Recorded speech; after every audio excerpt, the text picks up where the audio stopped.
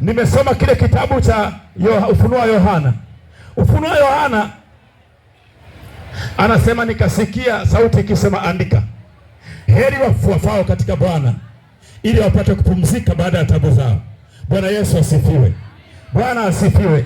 Nataka nikutie moyo ndugu yangu, wewe ambao unakesha usiku na mchana kanisani, wewe ambao unakesha kuhudhuria kwenye misiba kwa ajili ya kumwimbia Bwana, usife moyo. Yohana alikuwa anaandika ujumbe huu akiwa katika kisiwa cha Patmo, akiwa anawatia moyo wa Kristo wanaopita changamoto. Maana wa Kristo walio wengi waliomwamini Kristo wanapita kwenye misukosuko. Ukianza kuangalia nyakati hizi, ni nyakati ambazo zimetabiriwa na manabii ya kwamba siku za mwisho upendo wa wengi utapoa. Unaona vita makanisani, unaona ndugu kwa ndugu wasalimiani, ni kwa sababu litabiriwa. Lakini nakutia moyo, pamoja na hayo usimwache Kristo. Tembea na Kristo, maana iko siku utapata uzima wa milele. Haleluya.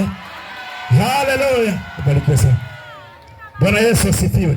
Wako wa Kristo wanasema, mimi nimekata tamaa kwa sababu ya mapito ninayopitia.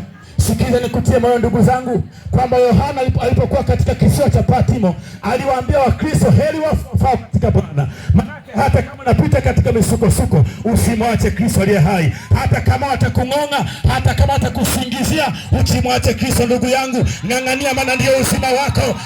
Iko baraka kwa Bwana. Haleluya. Liko tumaini kwa Bwana.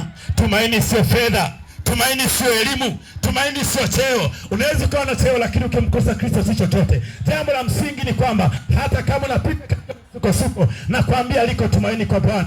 Ng'ang'ania hapo ndugu yangu, liko tumaini kwa Kristo. Mungu atubariki, tusikate tamaa, tuendelee kumshikilia Kristo aliye hai.